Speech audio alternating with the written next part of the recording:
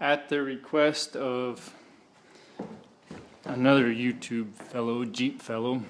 This is my new garage door, so I'll close it.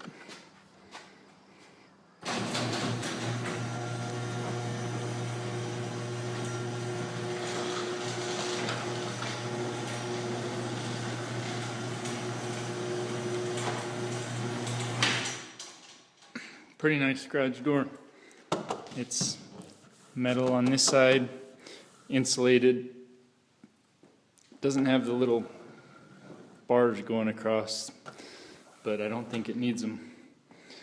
It was $800 to put that in. Works pretty nice.